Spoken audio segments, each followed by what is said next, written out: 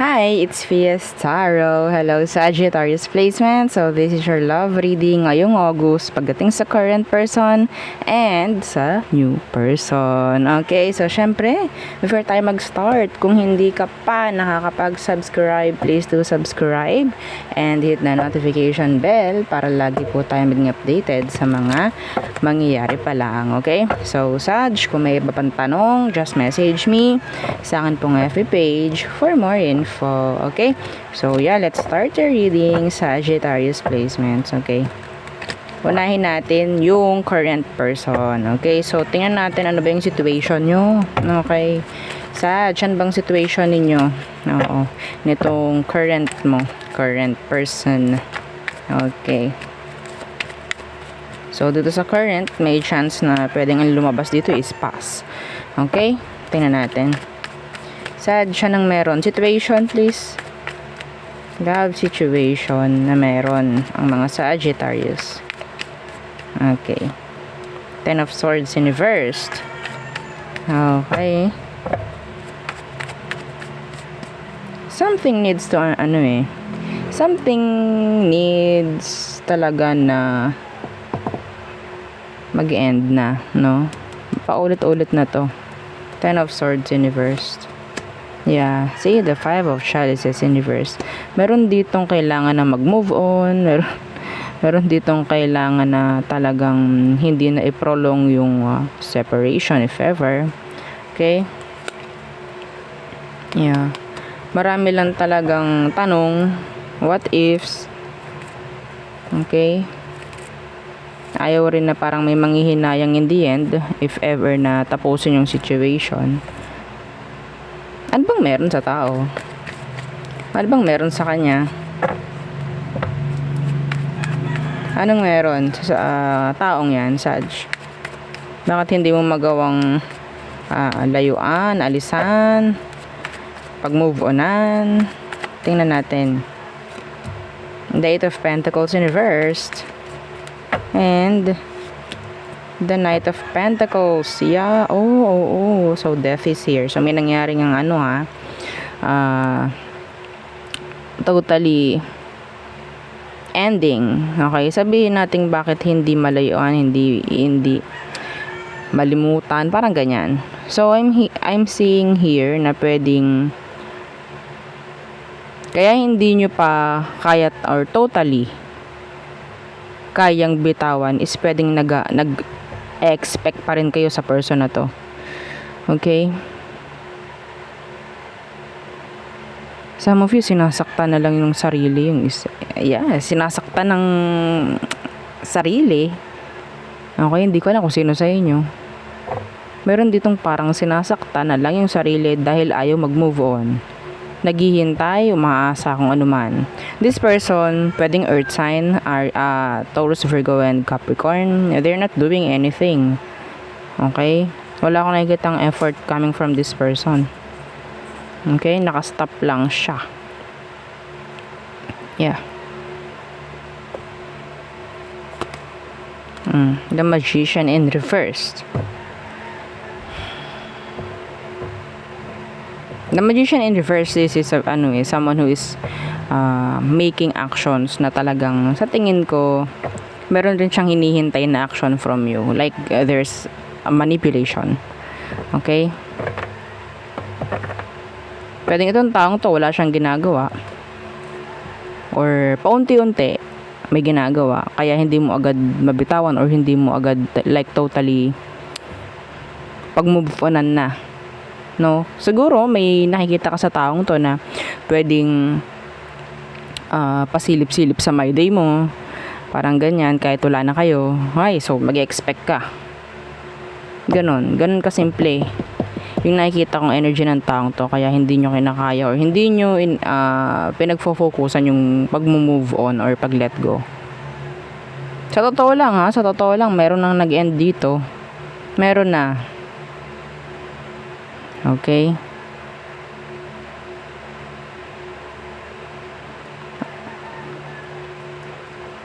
Yung iba sa kanila may bisyo. Sa totoo lang. And, merong problem pagdating sa pamemera. Okay? Ano ba emosyon nito for you? Sagittarius. Ano bang emosyon nito for you, Sag? The Seven of Chalices, yes. Kaya, The Seven of Chalices. I think, andun pa rin yung pagkagusto niya sa'yo, actually. Why the Seven of Chalices in reverse? Lalo ka nang hindi makaka-move on sa ganito. Yeah, the King of Swords. They're not talking. The Eight of Wands in reverse. Okay? So, ang emosyon nito, nandyan pa rin. Like, ikaw pa rin. Gusto ka pa rin ng taong to actually. Okay? Pero, wala silang gagawin. Wala silang sasabihin sa'yo. Magiging cold and detached pa. Yeah. Kaya siguro, yung iba sa inyo, may chance na nag-expect pa kasi pwedeng may something ka pa na hinihintay from this person na hindi pa nila totally ibinibigay sa'yo. Like, hanggat hindi binibigay ni person yun or ni current person yun, hindi ako mag-move on. Ibig sabihin, hindi pa rin talaga kami tapos. Parang ganon. Okay? Gusto kong marinig sa kanya na ayaw na niya talaga or whatsoever. Tsaka ako aalis. Pwedeng may chance na hindi nila sinasabi sa iyo yon. Okay? Like, kailangan ko munang lumayo, ganun lang, no? May iba. Yes, kahit naman may iba, yung iba sa atin, mag-expect pa rin. Lalo na kung hindi nagsasabi ng ayoko na sa'yo, bitawan mo na. Kahit nga sinasabi yun, di ba eh? Di ba? Kahit sinasabi na yun, minsan nandyan pa rin eh, nagstay pa rin. Okay, so tingnan natin anong next action ng taong to sa'yo. The King of Wands. Uy, iba sa inyo, pwedeng same gender kayo nito Okay, same gender. What's with the Knight, King of Wands? The Tower in reversed.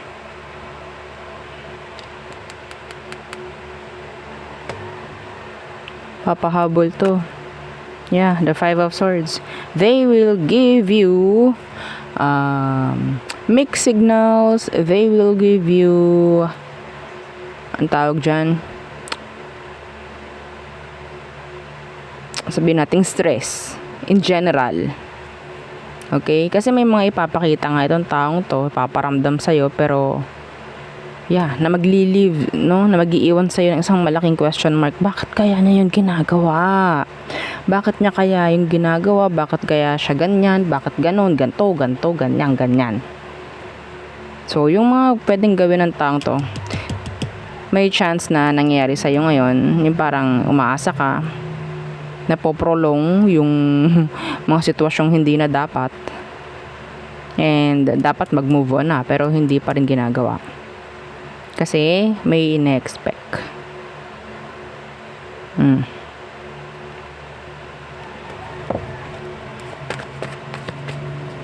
May chance ba? Tingnan ko.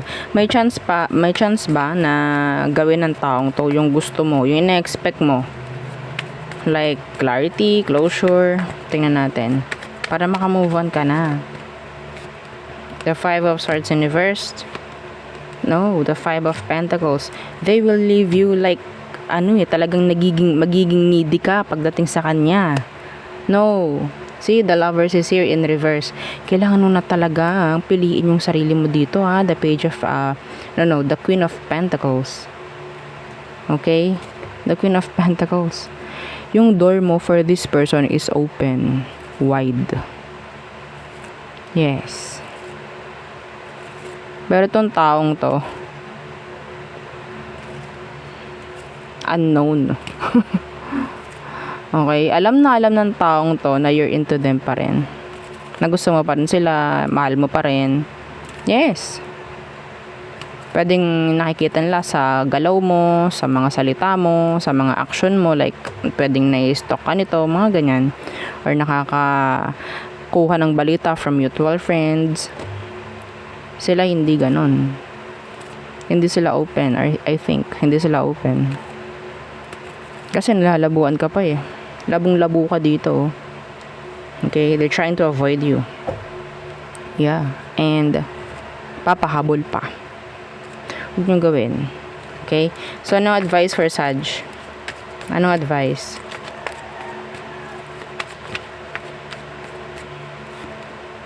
The King of Chalices in reverse. Avoid being emotional. Set aside your emotions. Okay? Yeah, justice in reverse. Hindi nan kasi ibibigay sa'yo yung kung ano yung justice na dapat para sa'yo. Okay? Hindi ibibigay ng emosyon, kung ano man, like pag pinangunahan ka ng kung ano mang emosyon meron ka, hindi talaga magiging balance eh. Sa ngayon, yeah, utak na. Kasi utak ang gamit niya ngayon. So, ano kailangan mong gawin? Dapat utak rin. Okay? Again, death. The Star in reverse. You need to heal. You need to heal. The Two of Cups in reverse. The World in reverse. There's unfinished business. Sa totoo lang. Pero, hindi naman siya naging reciprocal sa'yo. Like, diba? So, ikaw na yung gumawa dito. Kung wala kang makuhang closure, kung wala kang makuhang sagot, wag mo hayaan na parang mawindang ka sa mga pinagagawa nito, mga pinaparamdam niya. Ano ba siya, multo? Wala ba siyang physical na pwedeng gawin? Okay? Hindi ka ba niya pwedeng kausapin directly? Hindi ka ba niya pwedeng puntahan directly? Puro paramdam? Sabihin mo sa kanya, maaga pa para sa undas.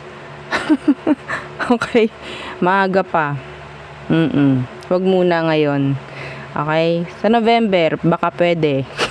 Paramdam siya. Okay? Oo. Pero ngayon, masyado pang maaga yung pagpaparamdam na ginagawa niya. Wag muna. Oo, wag niyang gawin. Dumirekta siya kamo. Okay? Dumirekta siya.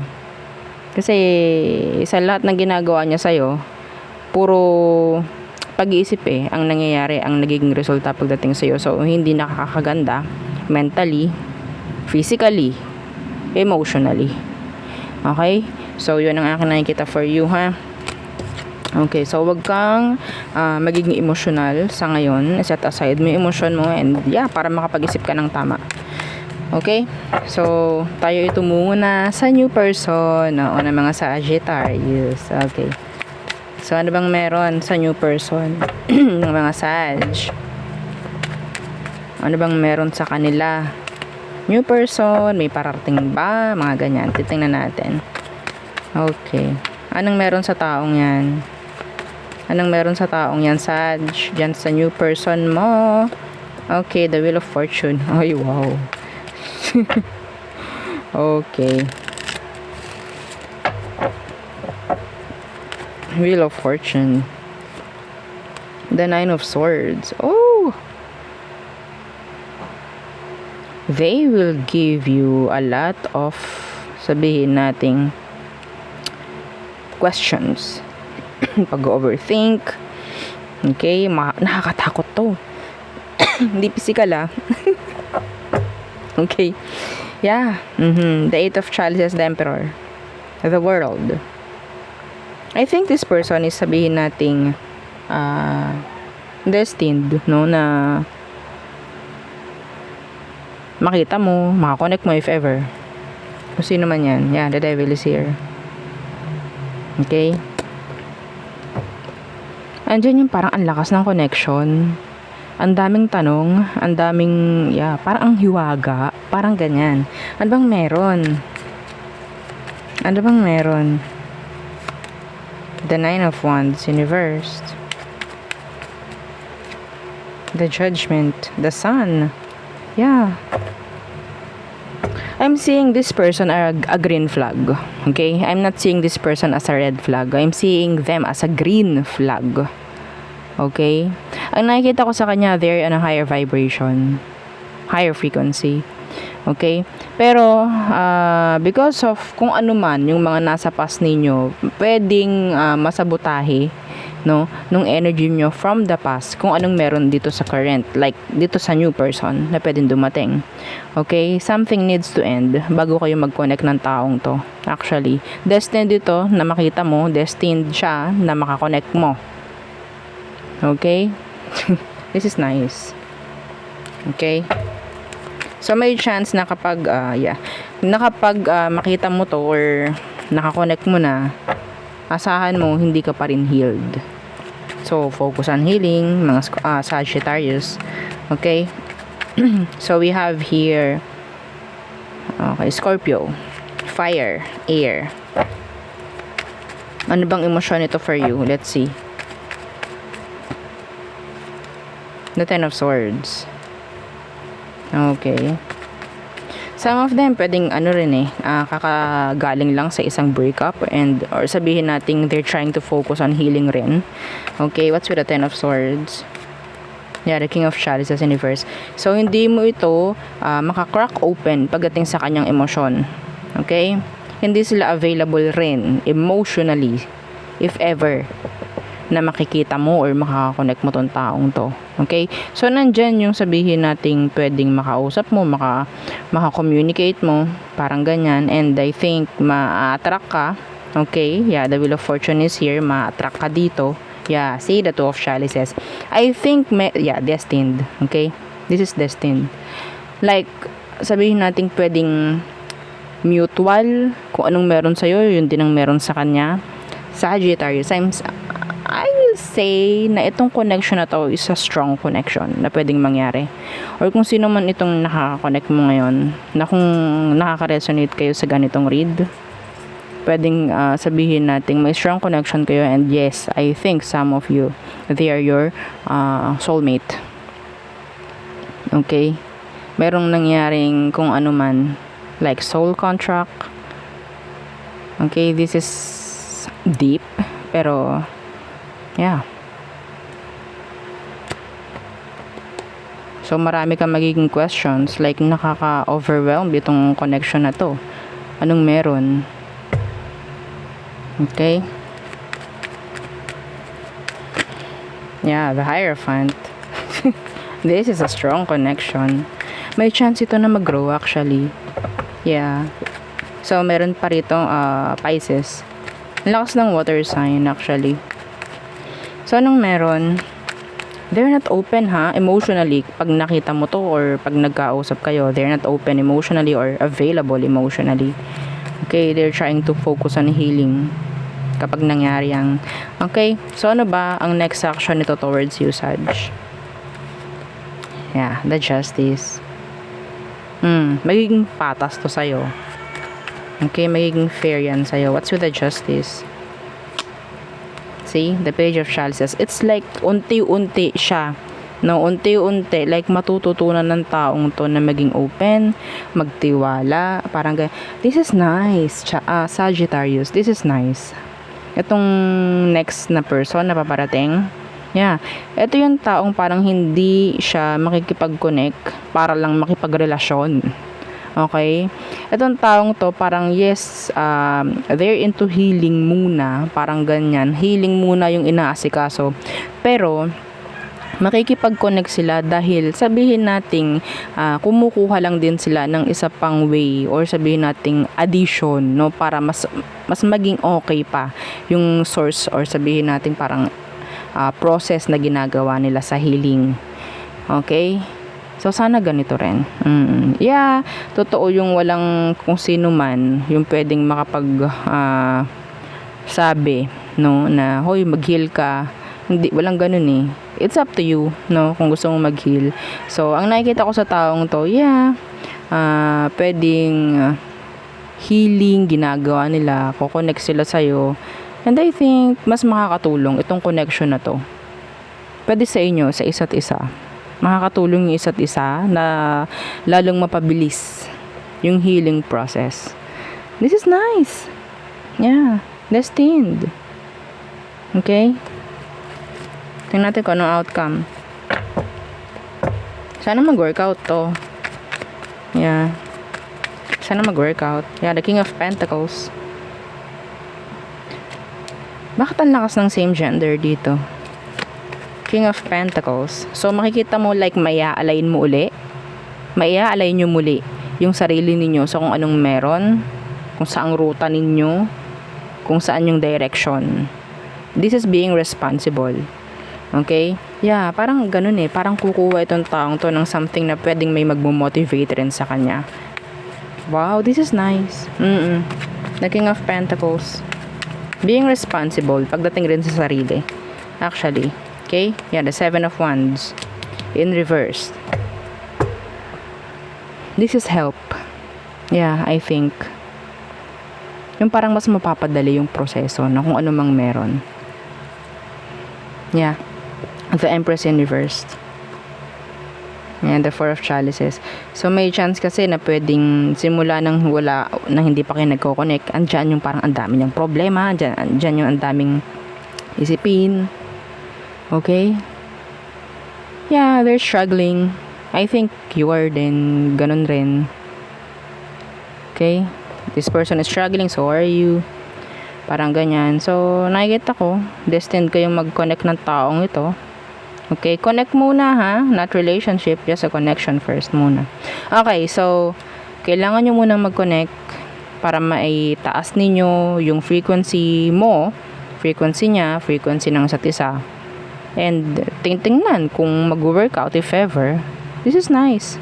Yeah, I'm not seeing this person as a red flag. This is a green flag. Okay, this is a green flag energy. Yeah. Hindi ito nagmamadali para or hindi ito kumukonek para makipagrelasyon muli. Okay? Hindi sila ganun. Yeah. So parang ano, yeah, tao. 'Di ba? Tao. Kailangan kumunik, kailangan makipag-usap. Tinutulungan yung sarili, parang ganyan, para umangat muli, parang ganun. Okay, so andyan ka, pwedeng matutulungan mo tong taong to, ganun rin siya pagdating sa'yo. This is nice. Yeah, I love this. So, sana may makakuha ng ganitong energy, nawa. Yeah, see the Wheel of Fortune. Wala naman kasing mangyayaring pangit kapag nandito yan eh. Okay, everything is aligned. Like, kailangan mangyari to. Okay, universe, sabihin nating siya yung director. Okay, siya yung director dito. So, yun ang aking reading for you, Sag. Again, yeah, thank you. Goodbye.